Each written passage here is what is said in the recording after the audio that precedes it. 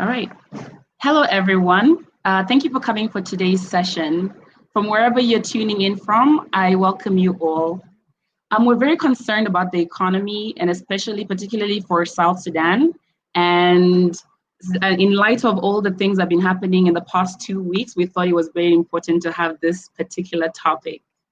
In the absence of information, we tend to leap to the worst scenarios. So we thought this session would help us all achieve clarity in what is known versus what is a speculation and also an exaggeration. This is a very important topic, especially right now. As I said, in the past few weeks, we've seen drastic changes in the economy in South Sudan that are affecting a lot of our people. So we had to create this panel in order to have this discussion. Today's topic is the current economic situation of South Sudan and its impact on the livelihood of its people. In today's panel, as you can see, we have specialists in their field, and so I'd just like to introduce them briefly. We have Honorable Imoya Betty, we have Ms. Regia Gladys Joseph, we have Ms. Grace Richard Noti, and we are also joined by Ms. Sarah Simon Kwet. Welcome, ladies. For me, my name is Margaret Kumba, and I will be your moderator for today. So as we just get into it, I'd just like to give a brief introduction about today's topic. So the Republic of South Sudan, which became an independent country in July 2011, despite being rich in terms of natural resources and having the region's vast arable land, remains one of the poorest countries in the world. 4 out of 5 South Sudanese still live below the international poverty line, which is $1.90 per day. The emergence of South Sudan as an independent state after decades of war, while a momentous occasion, has to contend with several challenges relating to the economic empowerment of the South Sudanese people as a whole and women in particular. 50 years of war has had a severe impact on the economic development of South Sudan. In its inaugural Human Development Report ranking, South Sudan fares quite badly. This is understandable because, as a post-conflict country, South Sudan is still confronted with the reality of attempting to satisfy competing development priorities. Through programs such as the South Sudan Development Plan, SSDP, the government of South Sudan has considered and expressed commitment to gender inclusion in its economic planning schemes. The South Sudan Development Plan's economic development pillar prioritizes rural development and emphasizes a gendered approach to development. The SSDP justifies the gender emphasis on the high prevalence of female households in South Sudan. Additionally, the government of South Sudan's policies and legislations have also highlighted the importance of promoting women's economic rights. The microfinance policy and trade policy are examples of the government's initiatives to acknowledge the gendered nature of economic development practices. Other progressive and gender-responsive laws include the Local Government Act and the Land Act, which were developed during and after the Comprehensive Peace Agreement in 2005. These pieces of legislation, when matched with implementation and follow-up, are expected to have a significant and positive implication for women's rights and economic development. So just to start off into our questioning, I'd like to begin with Honorable Betty Moya. Would you please I want you to just set the scene for us. Can you explain to us what's going on right now in South Sudan in terms of the economy? How did we get here? What did we do wrong? How did we actually find ourselves here? And just give us an assessment from your perspective. Thank you. Okay, the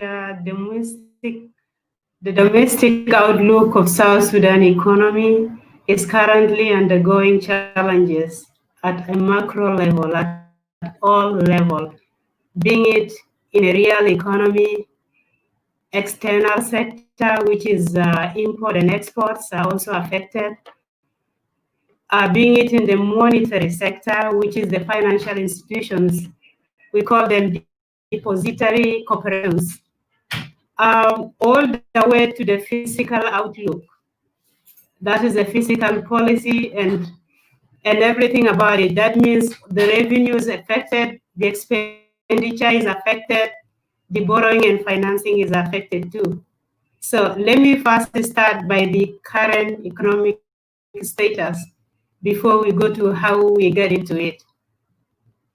The current, the real economy, if we look at the real economy of South Sudan, there is decline, there is sharp decline in the GDP.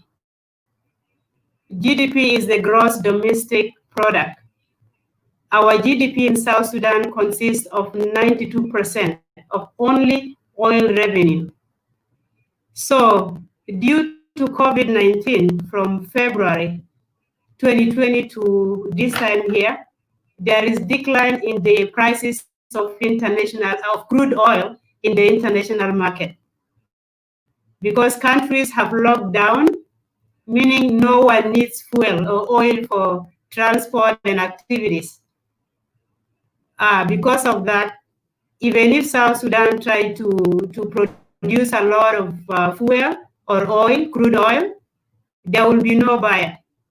So our 92% that we used to get, the revenue that we used to get from the oil sector alone is completely affected. It has declined so sharply. When we go to the CPI in the real economy, CPI is the consumer price index. So the inflation rate has risen so badly, it has risen so high. For example, bread was 20 pounds like 2 to 3 months ago. One piece of bread was SSP 20 pounds. But right now, it has gone to SSP 50. You see, the fuel prices was 210 2 months ago. Right now, fuel prices is SSP 500. The dollar rate was a little bit lower. Right now, it is SSP 700. So the inflation is going higher at the level above hyperinflation. If no intervention is made, it may go to a stagflation. That will be another, like the economy will be staggering. Again, in the real economy, if we go to employment rate, unemployment rate, there are no many jobs coming up. So the unemployment remains, there are people with no employment, and even those who are employed by the public sector, the civil servants, some of them are reluctant to go to the offices because their money are not paid on time. Some of them have gone for 6 months without being paid. On top of that, the value of the SSP have dropped. Assuming the average civil servant is being paid 3,000 SSP.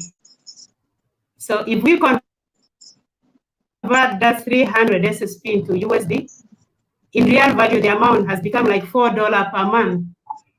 $4 per month. So they have to, compensate their time by going to do other jobs that may help them. When we go to business sector in the real economy, the business sector is also affected. Many businesses, the consumers, people who are supposed to buy the business item, the products, they don't have enough money to go and buy it. So some businesses are closing, like building materials, not all of them, but few of them. Some of them are closing not because they are running out of goods, no. because they fear these prices keep on going. They don't know what will happen next. So this is just one sector from the macroeconomic point of view. So when we go to the second one,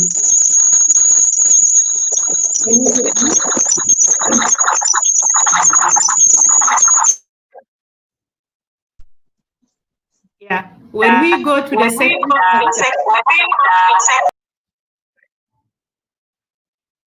when we go to the second sector, that is the external position, the external sector, our import and output are also our export and imports are also affected because the reserves have depleted. The hard currency, it's not anymore there. It's not enough, like there are low export. We could not, export more crude oil because the demand for oil is low. We cannot also import goods from outside because South Sudan is an import economy. We import many things from outside. So two sides are affected, export on the left side and import on the right side. So the external sector is affected too. Again, at the macro level, if we go to the monetary base,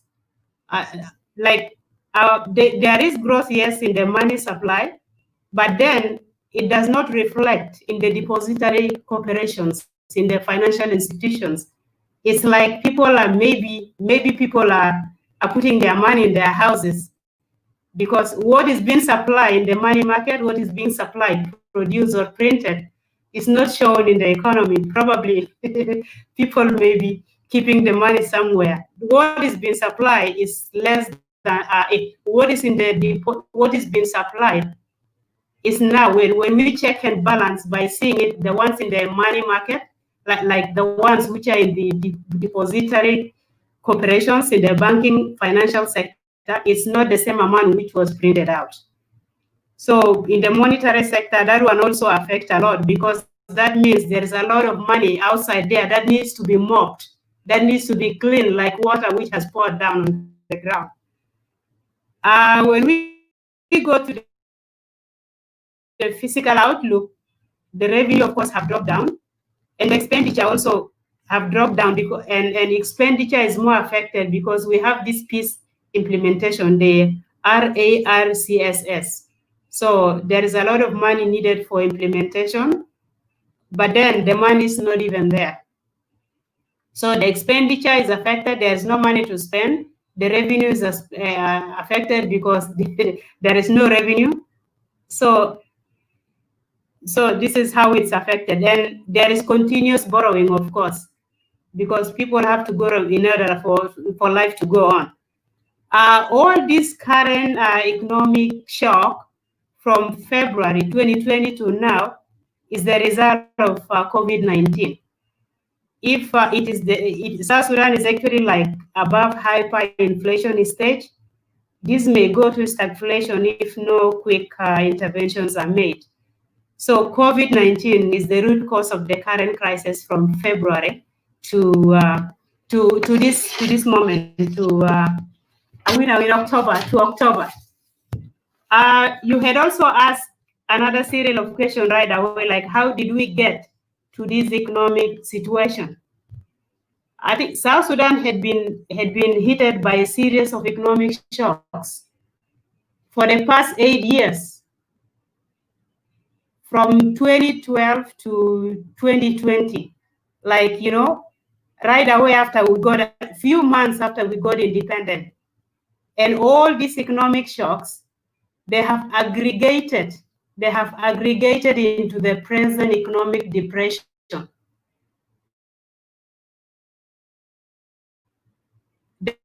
The first economic shock in South Sudan was in February 2012, when South Sudan closed the oil pipeline. That was the first time the reserve of South Sudan got depleted. So that time South Sudan was losing $650 million per month. That was in 2012. That was the first economic shock that came as a result of a pipeline being closed. The second economic shock was in 2013. In December 2013, there was a civil war that came up in South Sudan. So all the money which was supposed to be meant for development was shifted for security. Military alone spent 1 billion in 2013 and 2 billion again to other security organs. These are the shocks, these are all the accumulated shocks that have now become a depression. Again in 2014, USA started drilling their own oil. USA is the bigger producing of oil in the world. Sorry, consumer. It's the biggest consumer of oil. So when they started drilling their oil, they used to consume 40% of the world oil out there. But when they started drilling their own oil, it became an issue because where else can we sell our oil? So the demand for oil came down in 2014. A barrel of oil was from $100. It came to $28 a whole barrel. These are all the aggregated problems that have become an economic depression. Again, in 2020, right now, we have this COVID-19. This COVID-19 from February 2020 up to now has also affected this country because there is low demand for oil, and we are our income comes from the oil. Our GDP is 92% of oil and 8% non-oil revenue. Again, there is issue of corruption and money laundering. This corruption and money laundering is an issue too, because there are unaccountable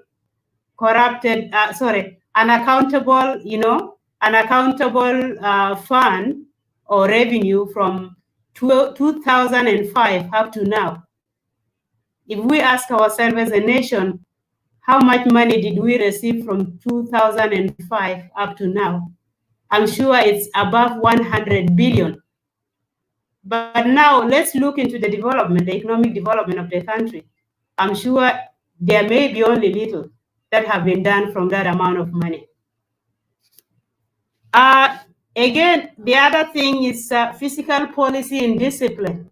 One of it is, I have mentioned already, it's corruption. Where I'm saying fiscal policy and discipline, we have 40% of the revenue being used for security sector. That means economic development is not a priority. It's security which is a priority. So it's not me talking, but this is what the analysis of the economy. Finally, there is loss of vision too, because there is no monitoring and evaluation mechanism for economic development in South Sudan. Yeah, I think I end here. Thank you so much for this question. Thank you. Thank you so much, Honorable, for setting the scene and just giving us a breakdown in the history of how we got to our current situation in South Sudan.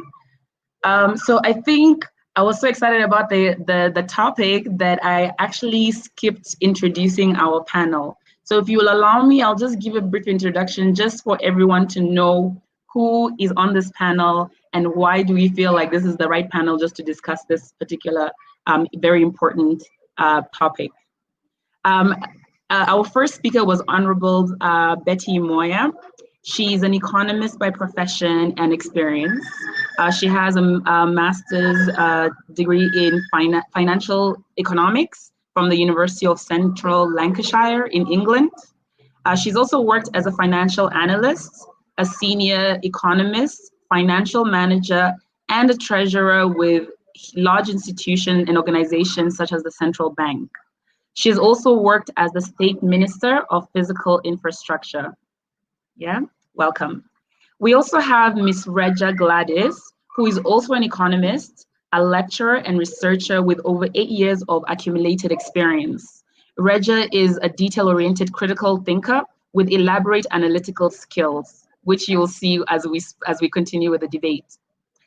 She's also a team player and demonstrated communication and interpersonal skills. Currently, she's a program officer at Ebony Center. She lectures at the University of Juba, Faculty of Social and Economic Studies. She was a consultant at the Institute of Social Policy and Research and at Action Against Hunger in the UK. Regia is a member of the Public Finance Management Reform Technical Committee and co-opted member for Economic Crisis Management Committee, as well as a member of Secretariat of the South Sudan National Dialogue. Before this, Regia worked as an operation manager at Charter One Bank in South Sudan. She also acquired her education in South Sudan, Uganda, and in Europe. She has a bachelor degree in economics and management from Uganda Christian University, a master's of economic policy in global markets from Central European University. Regia's primary area of interest includes research, working with information and processes, motivating and influencing others. She's a founding member of Media and Research Organization in South Sudan, MROSS. MROSS.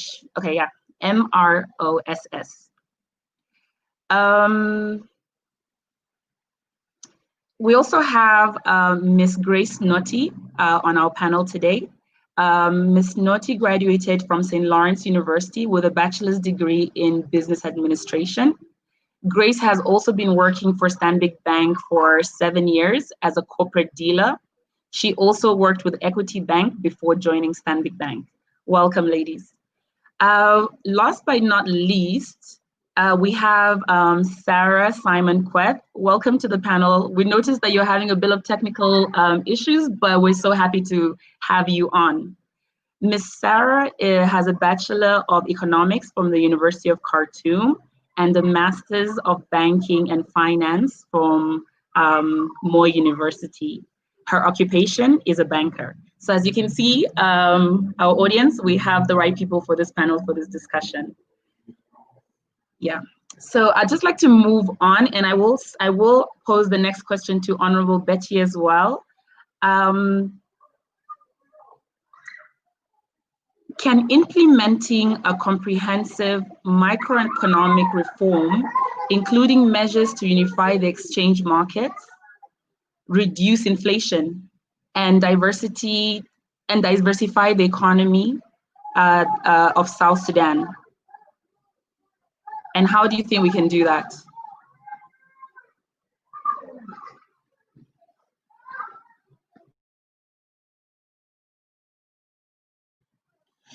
Sorry, Honorable, I think you're on mute.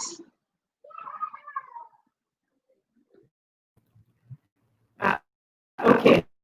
I'm saying, in economics, fluctuations in the exchange rate, the hiccups in the economy. These are all phases of development. All countries, many countries, including the United States, some years back, they had the same experiences. Okay, I'm not saying this like it's an excuse for South Sudan because we were supposed to learn because we came late. We are given back late.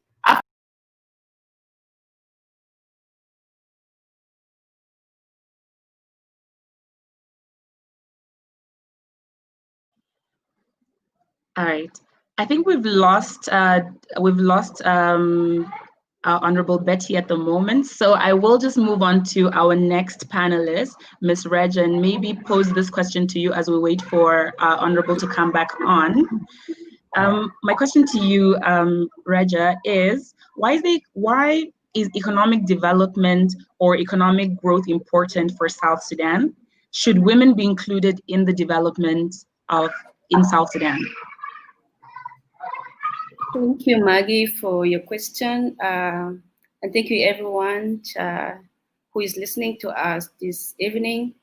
I first want to start by what is economic growth or what is economic development. So simply, economic growth refers to the increase of countries' national output, income. But then the question comes, does South Sudan economy produce? Yes, to a smaller extent, you can say yes. South Sudan economy produce. We have the oil, but to a greater extent, we are a consuming economy where we depend largely on the imports, and we export more than 99% of our exports are oil, the crude oil. So when it comes to the economic development, this simply means how do we sustain the economic growth that we have? For instance, let's assume that if we have our farms engaged in the production process, we have the agriculture sector. Do we have the economic structure? Do we have the social, the institutional economic structure, and how do we sustain this? But now it's really very important for economic growth and development for South Sudan. Why? It provides different ranges of goods and services to the people. And once the citizens have these abundances of goods and services, then they'll be able to enjoy the standard of living, and it will increase the GDP. It increases the revenue, because if there are farms engaged in the economy, in production of goods and services, the government collect taxes, and these taxes are a source of revenue, and the revenue are invested in the development of infrastructure, such as roads. We have the schools, we have the hospitals, and now the citizen will have, all these social services given to them. The next, I would like to say that South Sudan economy largely depend on the oil, and secondly, on the subsistence farming. But now we have the largest stock, which was explained by my colleague Betty earlier on, that the subsistence farming is majorly affected by the insecurity. And we have more people in the internal displaced camps, both in the country and outside the country. Therefore, we are not producing. And I can say that, to be honest, in my view, that we don't have economic growth, neither economic development in South Sudan. But still, there is an opportunity for us to focus more on the, subsistence farming, to focus more on, on the macroeconomic variables, policies, so that we have the economic reforms agenda, which is now ongoing by the government and the international bodies. So the next question is whether women should be included in the formulation of the economic policies for the development in South Sudan. Yes.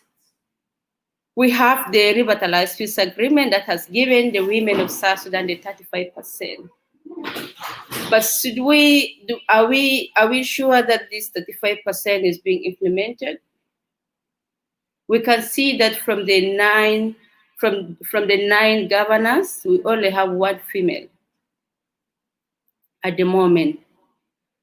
So empirical evidence revealed that female literacy and girl child education are good for economic growth.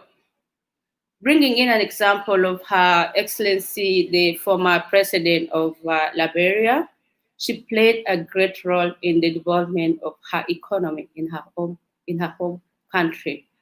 So therefore, it is very, very important for women to be involved in the economic policies formulation, say across all the sectors, ranging from the academia, the civil society, the government, the private sector.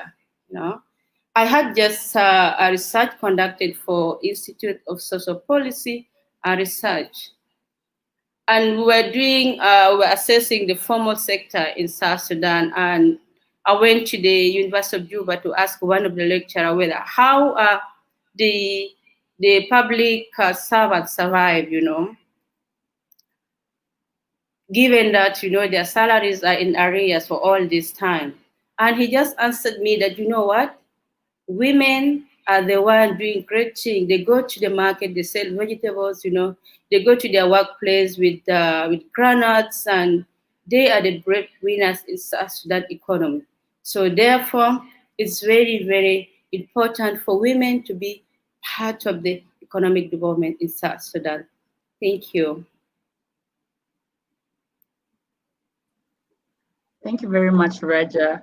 I think from what I picked up from you, which was quite striking, was that we are actually a consuming economy, that we rely so much on imports and exports, yeah? And so I think that's why, as you said, it's quite important for us to diversify rather than just relying on the oil and the subsistence farming. We need to just be able to diversify. And I think also including women into this this whole thing would actually boost it even further. Thank you very much for that.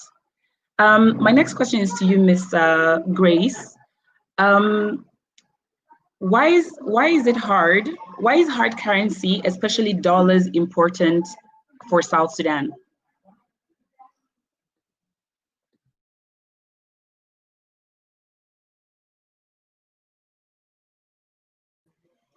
Hi, Grace. Sorry, I think you're on mute.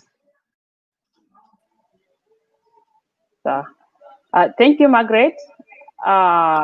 Just like any other economy or any other country, hard currency and both local currency is very important for the country economy stability. So for a country to be very stable, both currency is needed.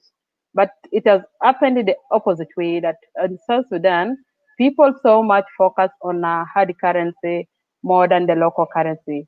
They have underestimated our currency and depend on the foreign currency. That's why you see so many people are fighting for dollars. So many crimes are being committed in South Sudan because of the hard currency. And the reason why hard currency is very important for South Sudan is when you look at South Sudan as a country, almost 80% or 75% of the dependents are living outside the country.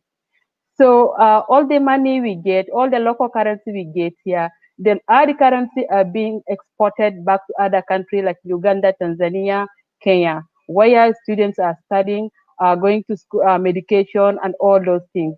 So because of this, the country and the people of South Sudan are in high demand for hard currency because they need to pay school fees, they need to take care of their medication and also look at for other things.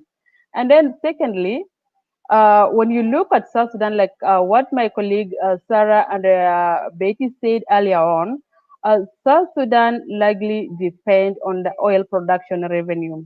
So it makes South Sudan a country that imports almost 99% of everything from other countries, include the basic commodity like chili, onion, and tomato. So because of this, the country is in high demand, needs dollars to import all these basic needs. So if we do not have dollar in the country, it will be very hard for us to get even the food item because we all depend on East Africa, Uganda, Kenya, Tanzania, where we import rice. Uganda, we import 3/4 of everything that we eat in South Sudan. We import everything from Kenya, Dubai, and China. So all this needs dollar. So that's why you see there's high demand for dollar in the country.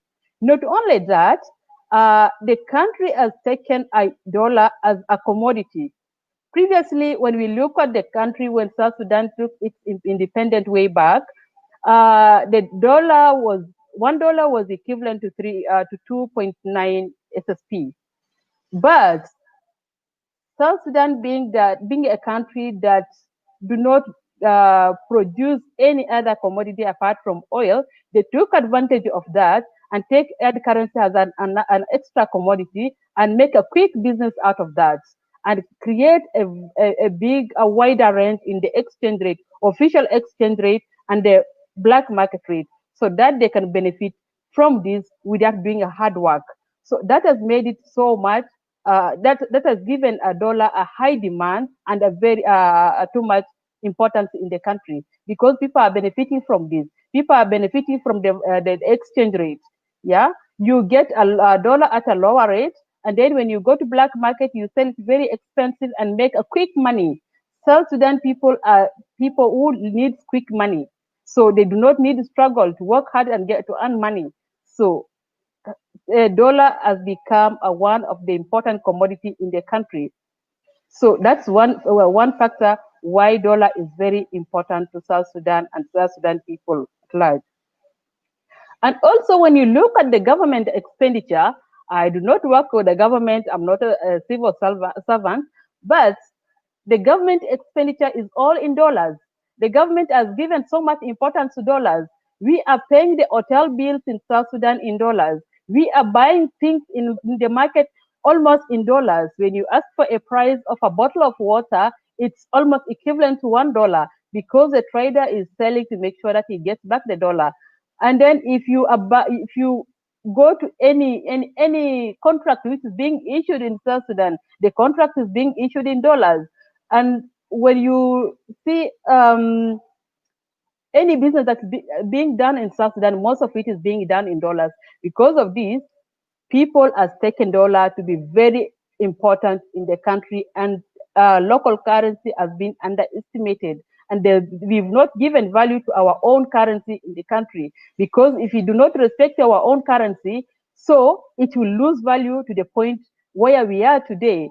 So where we are today, we call it an hyperinflation. So we look at Zimbabwe as an example, look at Congo as an example. So this is where South Sudan is now. So many people demand dollar in the country, include the government officials who were supposed to strengthen our own currency. So even when you are giving SSP to somebody, as somebody comes to your office, you try to give them SSP, they think you've not given them money. They're looking for you to give them a hard currency. You see? So this has given a lot of confusion in the country, and people are underestimating our own currency. If you even ask a lady who is selling her own okra in the market or own greens, she will tell you about dollar. And in the reality, she has never seen how dollar looks like. So this is how we have spoiled our own country with this hard currency. So because she has also to price okra very expensive so that she can get a bar of soap in the market. So those are the things that has made dollar very expensive or very important to the people of South Sudan. Not only that, when you look at most of our people here who live in South Sudan, we do not have the basic facilities in the hospitals. We do not have the best education system. I'm sorry to say this. We do not have the best roads and all that. So when any of us fall sick, we ask for dollars to go to other countries to treat ourselves. So with anyone, being it any person, you are sick, you are not even able to afford $500, they will refer you to Egypt, they will refer you to Khartoum. But for you to go to Khartoum, you need hard currency to go to Khartoum. For you to go to Uganda, you need hard currency to go to Uganda. So dollar has played a very, I don't know how to put it. So we as South Sudanese, or South Sudan as a country, has given too much importance to hard currency other than our own currency. So that's what I can say for now. Thank you. Thank you very much, Grace. I think that was actually quite enlightening. What you said is that we're focusing, like in South Sudan, there's a lot of focus on hard currency, yeah, and we've made it as a commodity. I think that was very interesting. And the fact that by concentrating more on the dollar, we're ignoring our SSP, which even actually adds to its weakening, yeah. And I think it was also very interesting that you said that most of our currency is being sent out of the country. So I know I was supposed to go to the next panelist, but I thought I'd also pose this question to you just so that we can get the conversation rolling properly. What do you think? How does South Sudan get dollars? And how is the dollar distributed in the bank? Since we've already mentioned that most of it is being taken out of the country, just explain to that, how do we get the dollars? How is it distributed in the banks and in the market?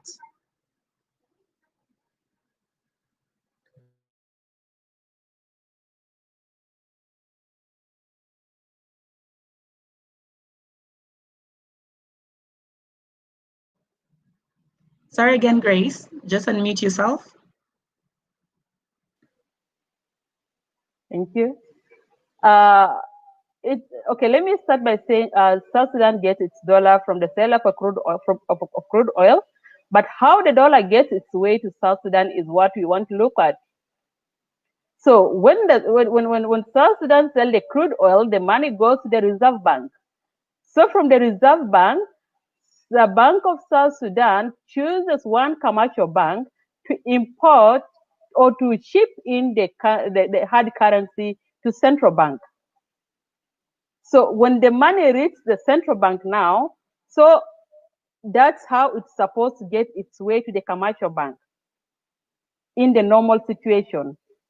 But now, it's not. That's not what is happening, because first of all, when you go to central bank, we do not have dollars. When you go to commercial banks, we are struggling to get dollars. So we are asking ourselves, like, how when the money is being shipped to South Sudan, how is it being distributed, and is the shipment is still happening?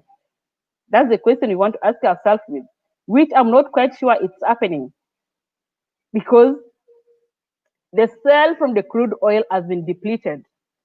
The quantity that's coming into central bank now is being used on the government expenditure. The dollar is not getting its way into commercial banks.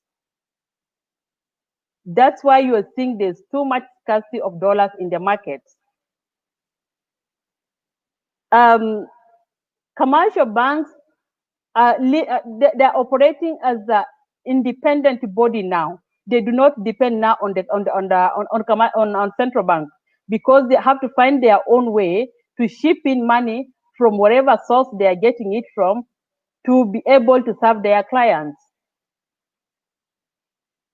Most of all like 3/4 of the commercial bank that's operating in South Sudan, they are getting their dollars from their own source, not through the commercial bank of South Sudan. Because first of all these commercial banks are demanding almost 90% of their money from central bank, which central bank is not even able to pay them now.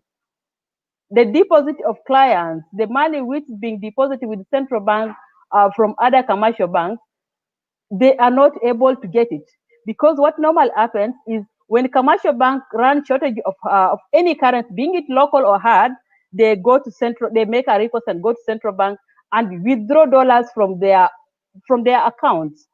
So when they withdraw money from their accounts, they take it to bank and give it to clients when they come to do a withdrawal, being it through ATM or being it through the counter. So that's what happened in a normal situation. But currently, it's not happening. So I'll tell you, money from central bank is not getting its way to commercial banks. We are not seeing this money in the commercial banks. So the actual scenario is what I told you earlier on, is money has to be shifted through the commercial bank, from the Reserve Bank to commercial bank. Then it comes to the Bank of South Sudan. When it comes to when other local commercial bank from here make a request, they withdraw money from there and go serve clients with it. So that's That's the scenario, the current scenario.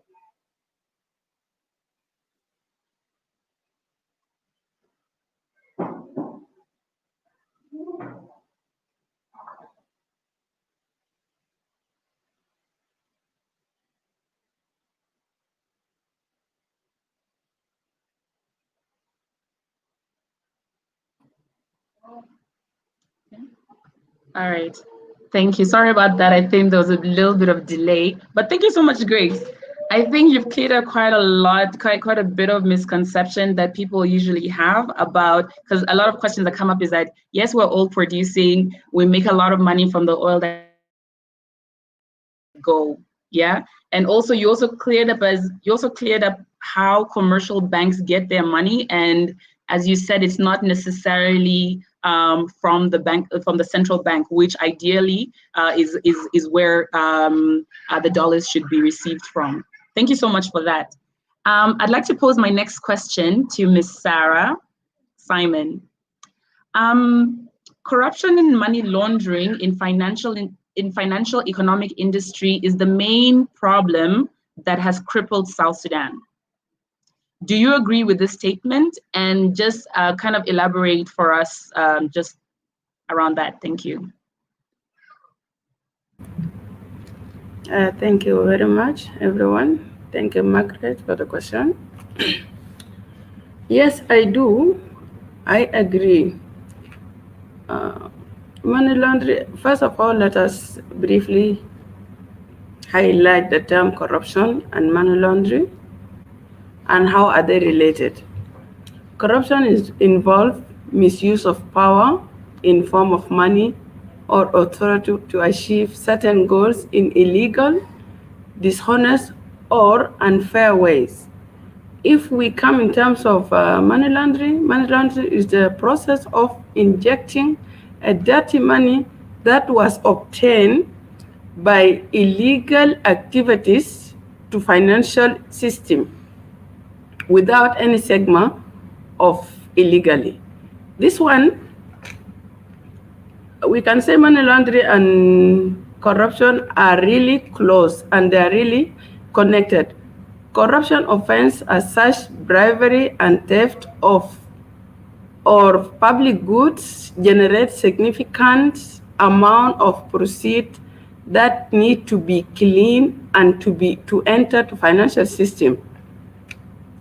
The same time, corruption may facilitate money laundering in financial institutions.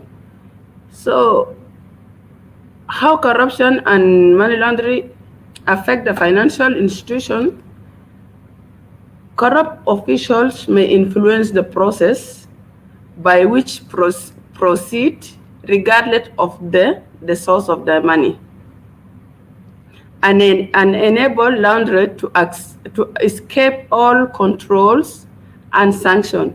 Many studies have proven that countries with low level of corruption tend to have a low level of GDP. Also, they have a low level compliance with MLA or CFF, which is anti-money laundering standard. Both corruption and money laundering thrive in an environment of bad governance everywhere. Corruption, we can say corruption is an internal issue, but money laundering is normally come from abroad. Like such activities can be done abroad of the country, but the money can come to our system or to any certain system. They inject this money to our system, trying to clean this money to finance other activities. The two offenses are connected to each other. When you see that, for example, in a country, when you have money laundering, for example, you make sure that corruption is there. Also, studies proven that countries with a relatively low value of GDP per capita tend to have a higher corruption levels. This may be due to a strong relationship between political institution and corruption. If we come to South Sudan is on top of corrupt countries, and it ranks number 2 after Somalia. The effect of or the harm of 2 offenses to financial sector, such as bank and non-bank financial institutions, are very important player for the country economic development. Such financial institutions consist domestic capital and foreign capital for benefit of the economic growth. However, money laundering harm the development of this financial institution, because when the dirty money enter to our system by help of the official in non-bank or bank institution, this one, it's broke the trust between the customer and the bank. When the trust broke between the customer and bank, the bank won't have deposit, they won't have investment. All these things, they harm the economic development. The anti-money laundering measures apply within the relevant financial institution show that there is a relationship between money laundering and fraudulent activities carried by employees within the financial institution. Criminals use financial institutions to drain the fund that they obtain negatively to the system or to the financial system. Those adverbs also affected the customer trust. As I said earlier, it affects the customer trust in financial institutions. Like, for example, today, I have an account in SATA Bank. When I discover that this bank, for example, is doing such activities, the reputation of that bank will be bad. I will lose trust as a customer. When I lost trust from my bank, I will not deposit my money. If I didn't deposit my money, where will the bank get the money to invest, to borrow to the businessman, for example? This one harmed the economy, because when I lost trust in the financial institution, I will cut my relationship with it. I won't trust, so the bank will lose the deposit. The investor will withdraw themselves. Society in general will lose trust. This one, when the bank lost trust between the bank and the customer, there will not be any business, because the bank won't get any money. Bank gets their money from their customer. In the other word, money laundering damage the image, reputational of financial institution as the trust losses between two.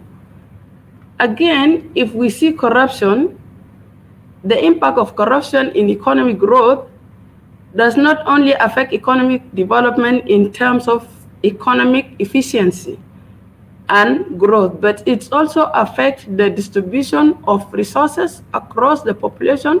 For instance, corruption increases income inequality. The money the country is getting will not distribute in a good way or in an equal way.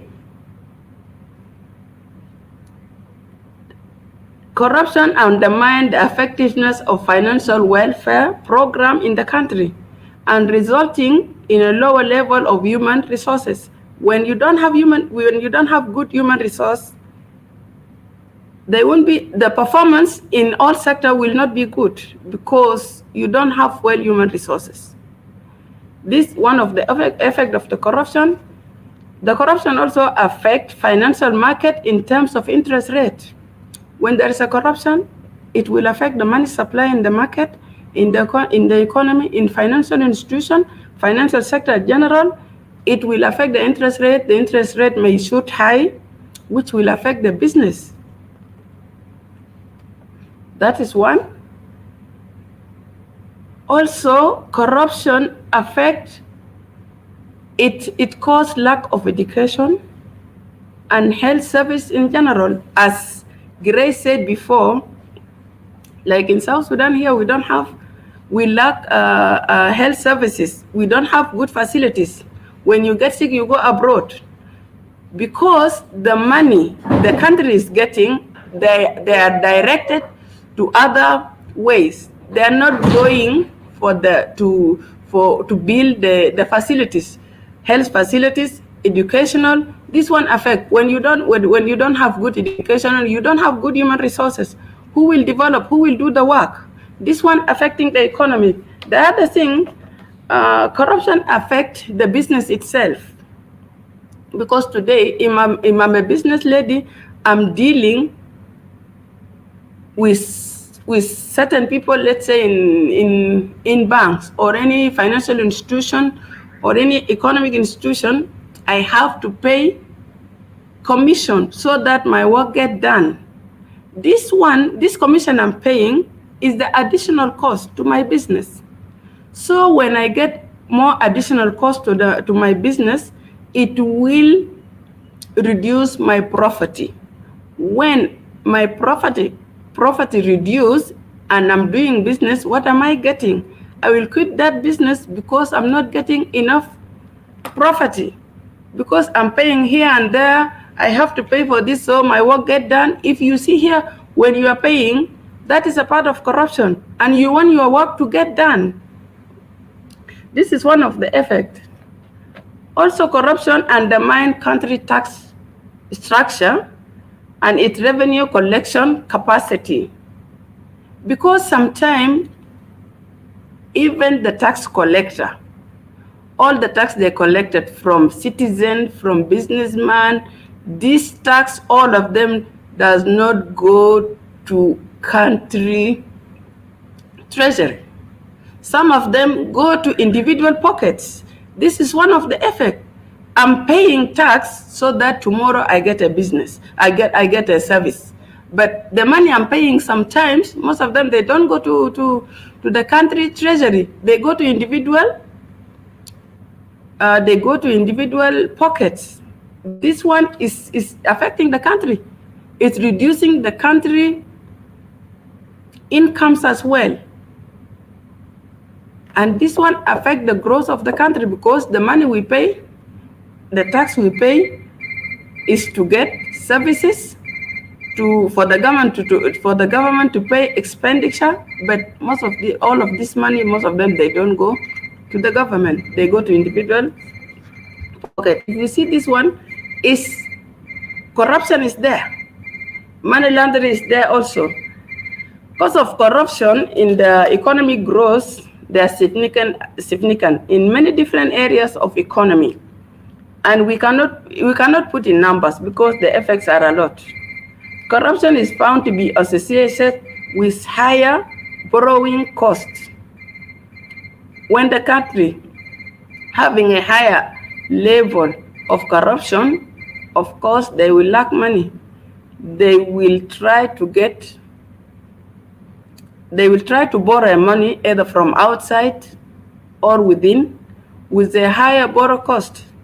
The interest rate will be high. This one also, it leads to a lower stock valuation and worse corporate governance. Corruption, increased shadow economy, and lower economic growth. The negative effect of money laundering and corruption on a country are hard to put in numbers. It's clear that such activities damages not only the financial institution directly, but also the country productivity in its various economic sectors, which are critical. Those sectors which are damaged by corruption and money laundering, they are critical for economic growth. For example, it's damaged the real sector by driving the resources the country is getting to other activities or to individual benefit. It's encouraged crime and corruption, which is slow economic growth. Also, it's affect international sector. It's affect the international trade it will affect, once the country is higher rate of corruption and money laundering, it will not have any investment. The foreigner income won't, the foreigner money flow will not, the foreign capital flow will not come to the country because there is a corruption. Their business will not go well. International trade also will be affected. The country won't get enough hard currency. This one, when it's capital flows, corruption damage financial market, as Betty said before. It's damaged financial market by shooting high the interest rate of the borrowing. Yes, Sarah, thank you so much. Thank you very much for everything that you've given us. You're actually completely right. In the presence of corruption, definitely goes hand to hand with money laundering. And this is a serious problem for our country. I think you also brought in how our people are losing trust in the banking system, and therefore they're not willing to put their money in, obviously because of what has been happening in the economy in South Sudan. But I think also just touching on what Grace had mentioned before about how even from the central bank level, maybe hard currency is, let's say, disappearing from that level. You can understand how the previous you can understand how banking institutions would be affected if the central bank itself does not have, or if they don't have any money. Yeah. So thank you very much. I'd like to go to Honorable Betty. Another question, please. Does improving the budget transparency and taking steps to provide timely and accurate information on revenue, spending, arrears, debt, and budget execution bring any economic change to South Sudan?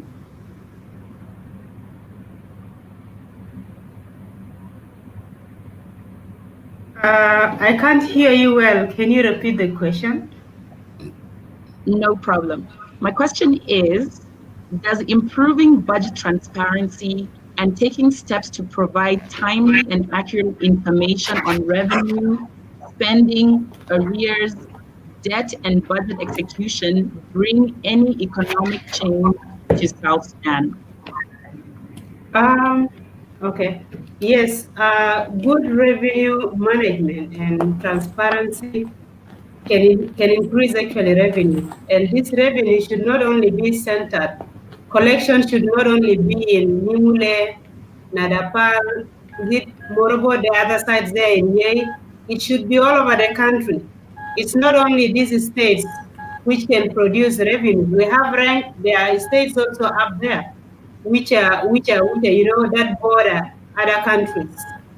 You see, so the revenue collection should actually be all over. It shouldn't be in the specific areas.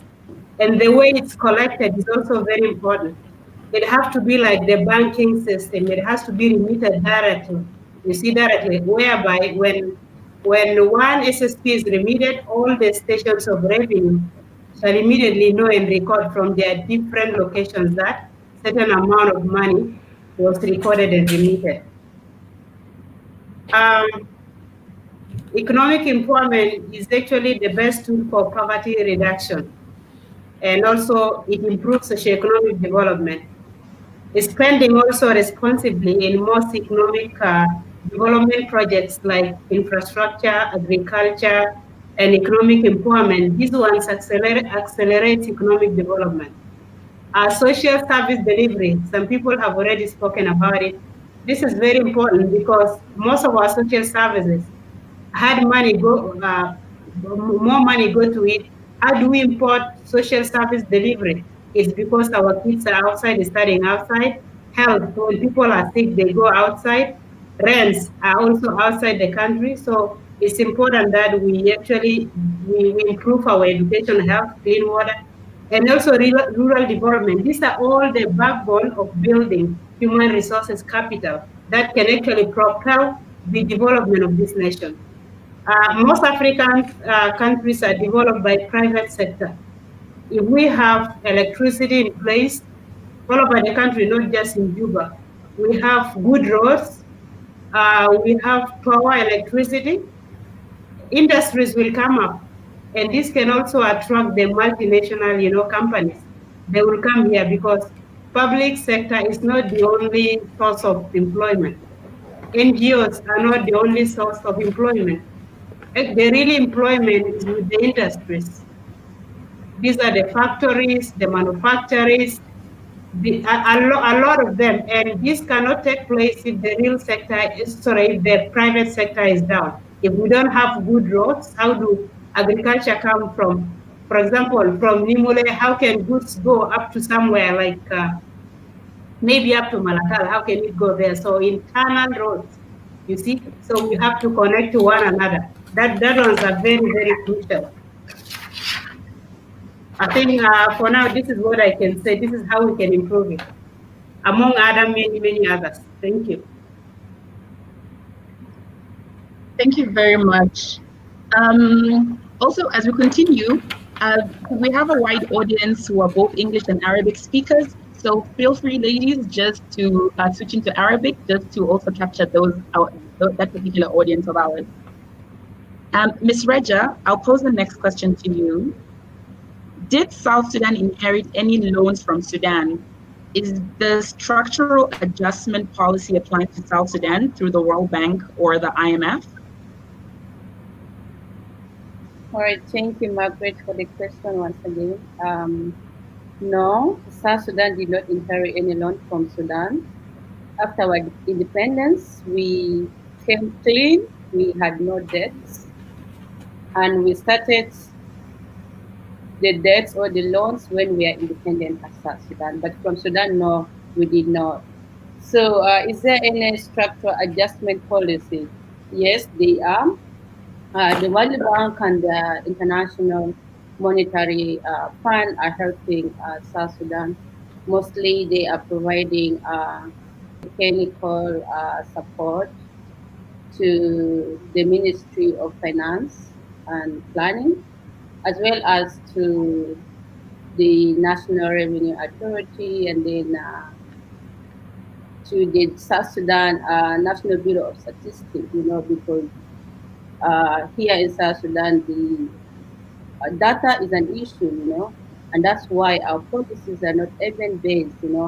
Somebody can just wake up in the morning and make an announcement. Yeah, so the intention is to support these institutions so that we have data that can help us formulate the economic policies. So we have now the IMF have the loan, the rapid loan, and that is for 5 years.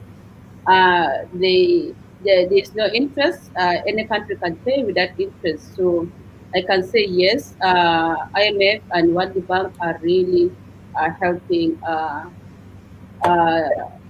the economic policies of South Sudan. Recently, they concluded the South Sudan modeling, macro fiscal modeling, where staffs from the Ministry of Finance and engage on how to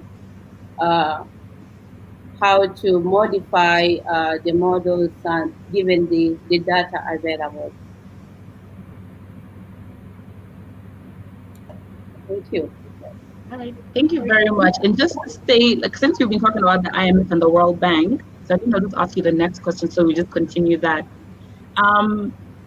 You did tell us a bit of the role and what they're doing in South Sudan, but what is the role, just maybe expand a bit more, what is the role of IMF, World Bank, African Development Bank, and other financial institutions playing in South Sudan? Why is South Sudan in this current economic crisis while these institutions have the mandate to help South Sudan?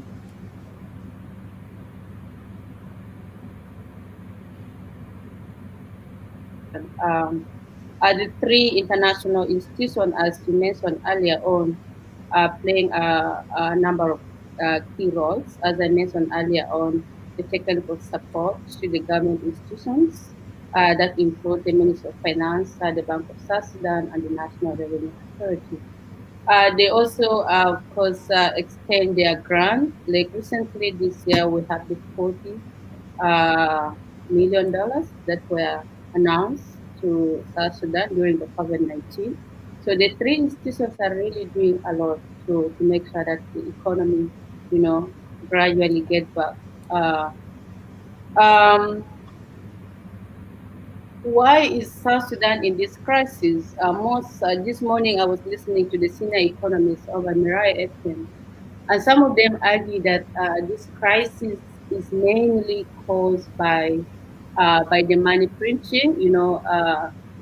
The central bank was printing a lot of money, and they were not servicing their deficit in a right way. So they were servicing it by printing money instead of playing with the interest rate, or you know um, making the open operation, like selling maybe dollars through the commercial bank to the market so that they buy. Another cause would be the conflict, as we stated earlier on. We have the COVID-19. It's a very big shock to the economy, and the economic policymakers did not intervene immediately like other developed countries, where they had to introduce the economic stimulus, to encourage with the government spending a lot in the private sector, or uh, in the public sector. So my colleague Sarah already mentioned, the issue of corruption.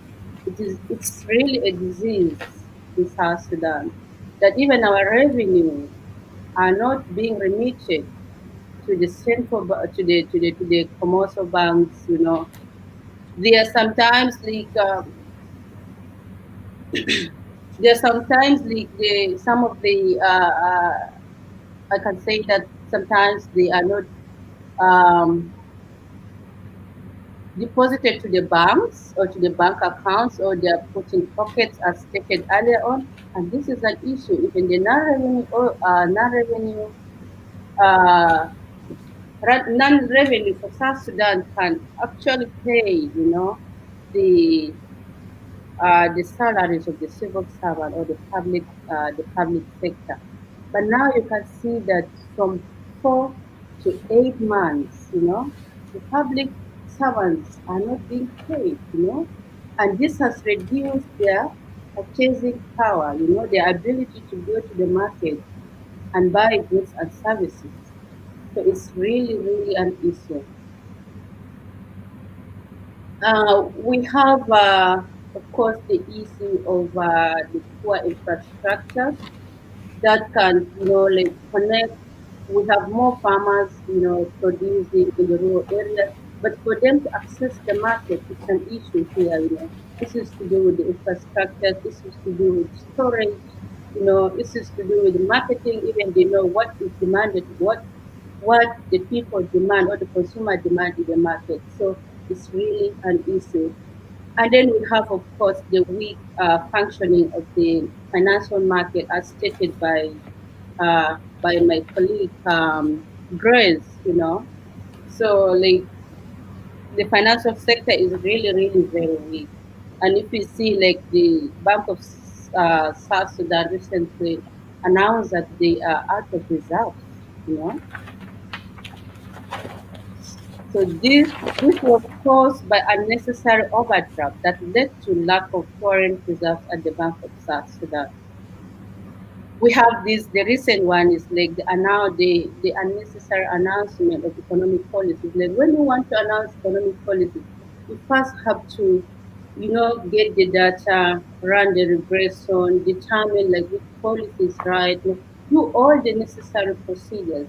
Then after there, when you agree, that's when you do the announcement of the economic policies, and maybe even the timeline, so that you track what is the reaction of the economic agents towards that. What happened last week? The reaction was very, very negative, and the prices just went up, and everyone was in panic in the economy. So it's really, really very important for us to think of this, like try to bring stability, because without stability, because other factors remain constant, peace is one of it. If we have peace, then we can attract foreign investors, we can attract the local investors, We can, have our people who are in exile.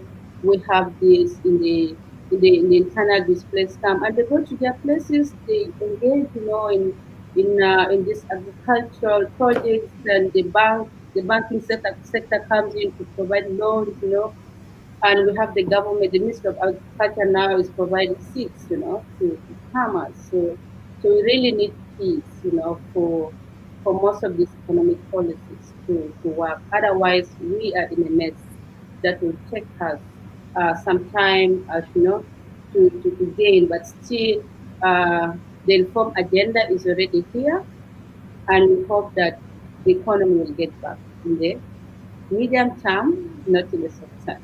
Thank you. Yeah. Thank you very much, Ms. Raja. And as we're entering the last few minutes of our discussion, I think we'll just kind of keep our answers a bit faster. I mean, just a bit shorter, just so that we can keep in time. But the next question is just to Grace. Yeah. Given the current inflation of South Sudan, given the current inflation of the SSP, what financial steps can South Sudan take in order to stabilize the South Sudan pound against the dollar in the country? Also, maybe just talk to us about what mistakes, in your personal opinion, what mistakes did South Sudan do to reach this level now? Thank you, Grace.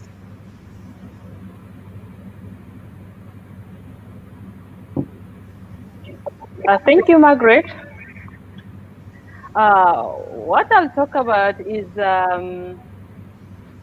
South Sudan need to separate central bank and the National Revenue Authority from the government itself so that it can operate as an independent body.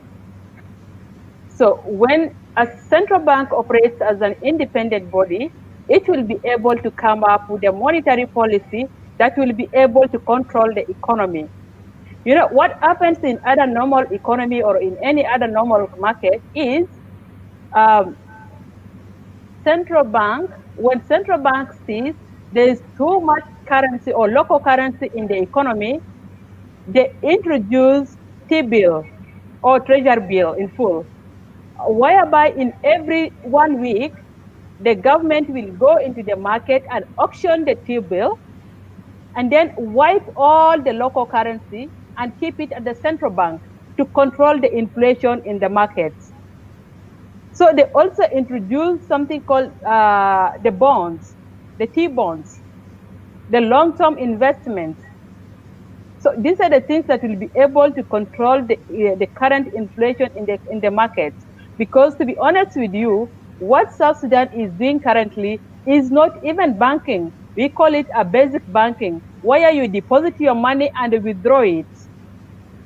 So a normal banking is whereby you deposit your money, you go into the bank and do other investments. The bank is able to lend you money. The bank is able to sell other financial instruments like treasury bill. The bank is able to give you a mortgages. So this is what helps the economy to grow. This is what helps the local currency to get stronger. And also, South Sudan needs to learn how to invest in their own country. Because if you are investing all the money we get in South Sudan outside the country, it simply means all the hard currency that we are getting into South Sudan, we are exporting it back to other countries. If you ask yourself, most of our leaders, most of the business people in this country, they have invested 3/4 of their money outside the country due to fear of conflict.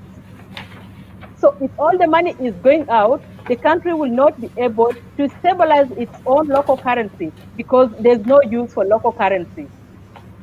So that's one thing the country needs to look at. Then the other thing is also they need to introduce the tax collection. The tax collection is in place, yes, but are we doing it the right way?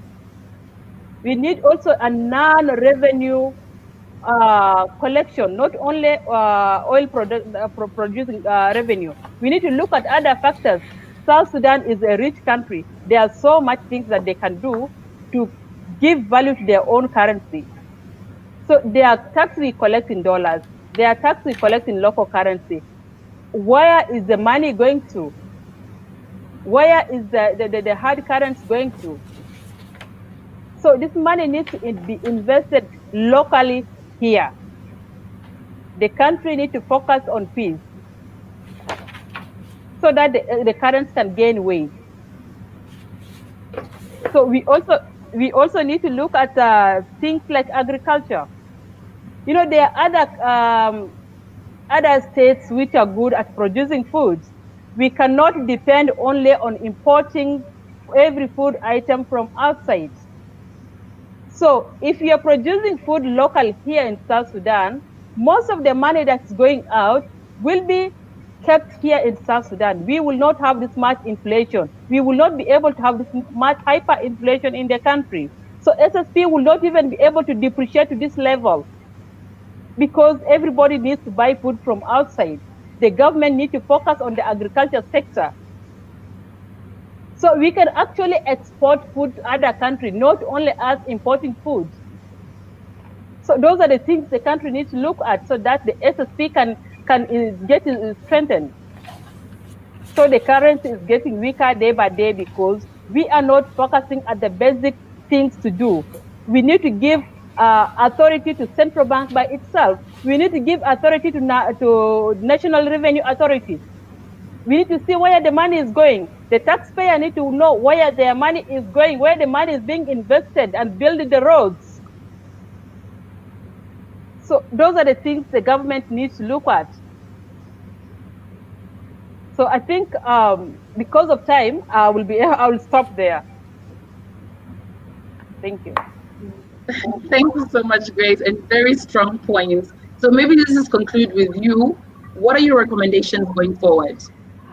First of all, my recommendation is South Sudan needs to promote SSP as its legal tender. So if the government is issuing a contract to a foreigner or anybody, the contract has to be in local currency. So if there's any payment, the payment has to be done in local currency. If we are paying the hotel bill, let us pay it in local currency. If the government is looking at investing the SSP, let the government invest the money here in South Sudan. We need buildings, we need roads, we need so many things, we need hospitals. If the money is being invested here, we will be able to have a stable economy. Why are we underestimating or why are we not valuing our own currency? And the central bank needs also to localize, I don't know how to put it, to deplete the clearance system, whereby banks are able to clear check among itself. So if Bank B is paying Bank A, I will be able to go to central bank and exchange the check and get my money. So not like even now banks are not able to exchange checks among themselves because if they go to central bank, they will not be able to get their money. So they have to import money from outside. They have to ship in money every time. So central bank need to step in. The government needs to step in and look into central bank and correct so many mistakes that happen in the central bank. The central bank and the tax and the revenue authority are the backbone of the economy. And let's not forget about agriculture. So those are the few recommendations I will leave with you today. Thank you. Thank you very much, Grace. Truly, the central bank and the National Revenue Authority are the backbone of the financial of the country. Ms. Sarah, any last words, any parting recommendations or your insight, please?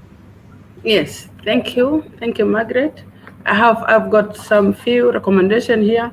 First of all, the country need to put a successful strategy of poverty reduction in South Sudan because the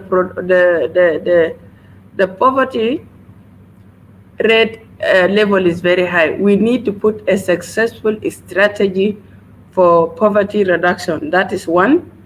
It must put in the place to promote an economic growth. Secondly, economic growth should be at the head of the financial or development policy. The other recommendation I would recommend is South Sudan need to involve the expert or the consultant, national expert in policy making to develop the economy. The last recommendation is South Sudan must not depend only in oil revenue. It has to develop the other sector so that the economy can boom, so that they boost the economic growth. With one sector, we cannot move on. One sector cannot do anything. Oil cannot do for this country anything because oil is a is a unrenewable sources. We need from the income of the oil, we need to develop the other sectors. We need to develop agriculture sector because we have a fertile line. We have to develop so that the agriculture develop. When the agriculture develop, we will have more export. Instead of importing, we will not import the agricultural products.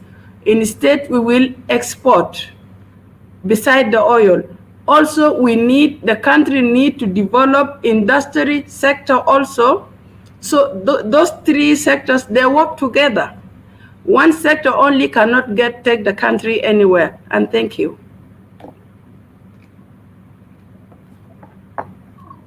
Thank you very much, Sarah. And definitely what we're just hearing across the board is that we need to diversify and especially concentrating on agriculture. Ms. Raja, just maybe your parting words and also some recommendations. So thank you once again. I will agree with the previous speakers on their recommendations and add some few recommendations on what they have mentioned. One of them is to do with the budget, the national budget. Like there should be a fiscal discipline, like when the spending agents spending, they have to be mindful of the ceiling limit, and the use of the coordination between the fiscal policy and the monetary policies.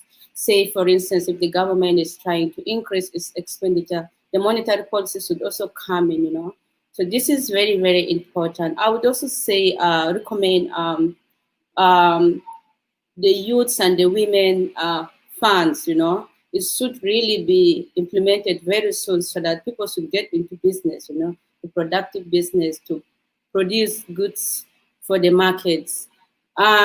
Finally, I would really say that economic growth and development needs peaceful environment, capable human capital, strong institutions, and sound and coordinated fiscal and monetary policies. And finally, I would say that inclusion of women in the formulation of economic policies is very, very, very important.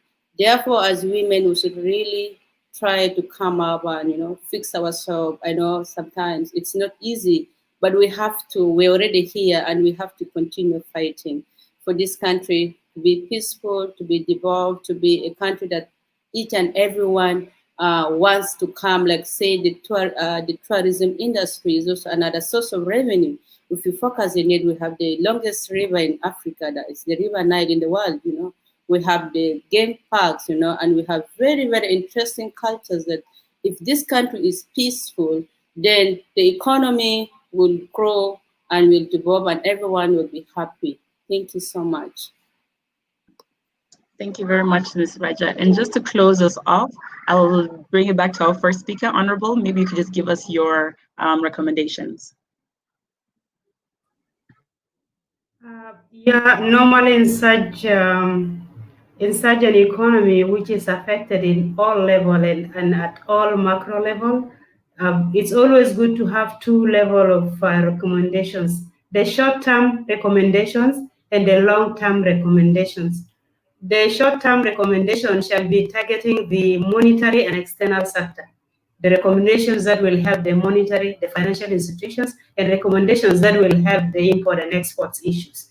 In my short-term solutions, I would say let the authority inject US dollar to the money market in order to mob out the uncontrollable circulating local currency out there.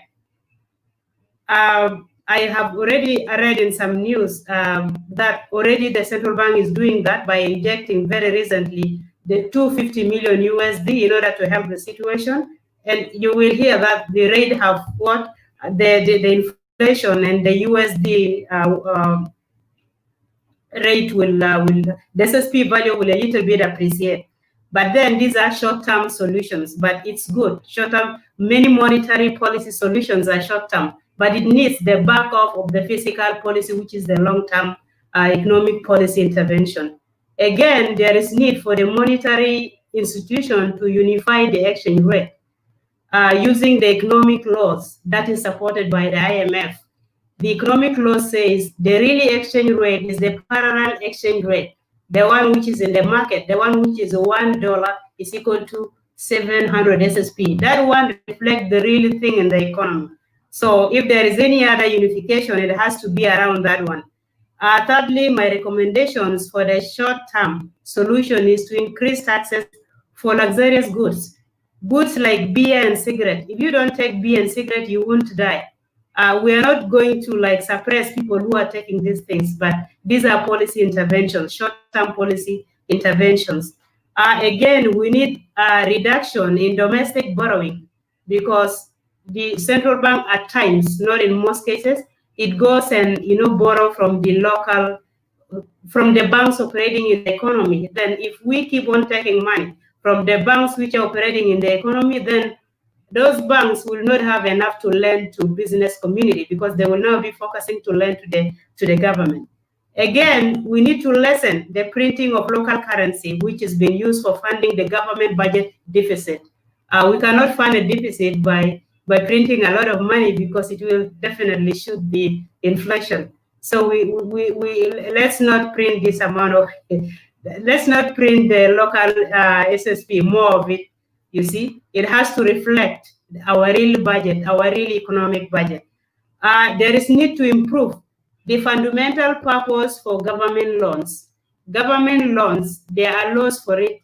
You take loan, you borrow money for infrastructure, for physical infrastructure, such that in future, when the repayment of the loan is going to be done, when you are not in that particular government, people will know that the money was borrowed, for example, for constructing roads, maybe from what? From Nimule up to Reng there.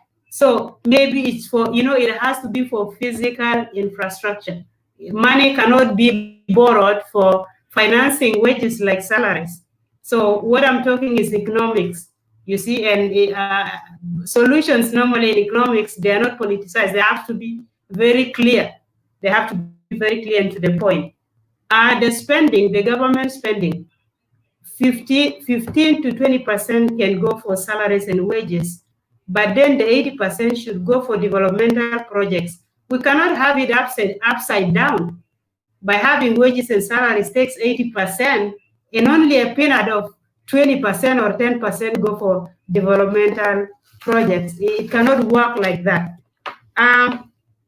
In the long-term solutions, which are mostly fiscal policy interventions and the real economy interventions, we need to uproot corruption and money laundering. Corruption and money laundering, this is a big issue. It has to be a long-term solution. We need to uproot it. Secondly, we need to diversify the economy to animate the volatile oil-driven GDP. If we have different sources of, of getting hard currency, like we're exporting, maybe we're exporting out the agriculture products or tourism, then our GDP will not be vulnerable. Even if there is a shock in one commodity like oil, it's still the GDP will be, because it's colorful, it will still be okay. It will not be like what is happening now. So we need to develop agriculture, commercial agriculture, tourism, mineral explorations, and a lot of other economic, activities that can be exported outside. Thirdly, as I said before, we need to develop our infrastructure to all over the country, not just to Juba, in order to support the private sector development. Things like roads, power, and tap running water. These are important because they will attract the multinational companies to come to the country. We need to invest also in social services and food production, in order so that we don't depend on imports of goods and services from the neighboring countries. If we start doing this one internally, the money will circulate within the economy. That US dollar will not be every time jumping out from the country because it will have no work to do there. It will be kept here except for very little things.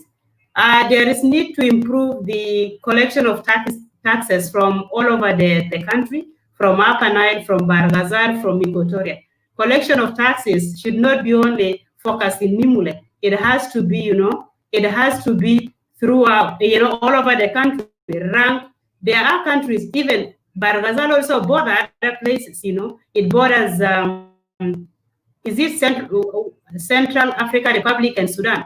The rest also border, Upper Nile border, Khartoum and Sudan and Ethiopia. So the border collection taxes has to be all over the country. One, the import tax, and also the remission of the import taxes, the transparency itself. When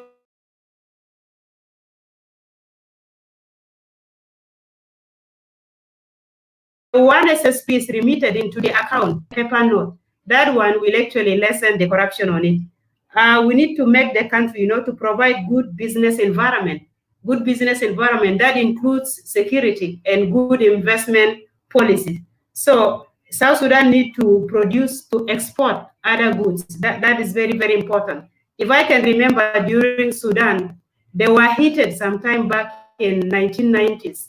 So they were heated by the sanctions because there was war against South Sudan. So the Western world gang up and really sanctioned the whole of Khartoum, Sudan. So it was so difficult for them. What they came up with, the policy was agriculture and textile industry. That policy was called Nakul min Manasra. We eat from what we produce, or Nelbis min Manasna.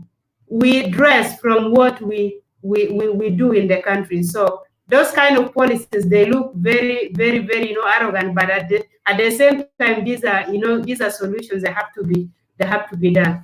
I think let me end here for a while. Sorry, there is the economic issue, women empowerment, economic empowerment. In some countries like Kenya, Uganda, there is a percent from the national budget. There's a percent from national budget for women empowerment, around 3% or something like that. Whatever is happening in the country, security, whatever, that should not be an issue. We have to go for this because women in the rural areas, they are the one producing. They can cultivate, they can contribute to the economy. The same thing to the youth. People in towns like Juba, many people don't cultivate. Even if they cultivate, it will not be enough. But the really people who cultivate are in the rural areas. That one has to be a policy, a national economic empowerment policy. Again, we need to weed out incompetent public civil servants. Most of them had been employed on reward that without even qualifications, that because they have fought the war. That should not be. It's time for development. The war was over, and we thank those who have done everything to make this nation what it is today. We need a timely budget. Budget has to be on time. Today we are in October, budget is not yet there. It has to be on time, July 1st, and it ends 30th of June the other year. Our fiscal year is 1st July. So we should not play around with the period of the budget. It delays development, it allows corruption. We need a skills shooting. So not anyone is interested in what is going on. Maybe we have people who will play basketball and even bring a lot of money. We will have people, good runners, maybe better than some countries, we never know. They will also contribute to it. So finally, peace and stability is what we want. There is no economic development, no economic growth, no economic prosperity without peace and stability. Thank you so much, Margaret Kumba. Thank you, ladies. Thank you so much. Thank you so much, Honorable. And I think I agree with all the recommendations that you've brought up and also all our panelists. At this moment, I'd like to thank you all for joining us, for taking your time, ladies, for to have this discussion, and also to all our audience tuning in from all across the world. I'd like to thank you all for joining us, and we really appreciate your interest in this very important topic. I saw that there are a few questions that came in from our audience, and though we've run out of time, we will endeavor to respond to it. We'd also love to acknowledge and thank the UN Women just for holding this forum and making it possible, and also for availing their offices. I know those dialing in from Juba are at the UN Women compound, so we extend our thanks to you. From all of us here, I'd like to thank you, and we'll meet again in the next panel discussion. Thank you very much and have a good day. Thank you.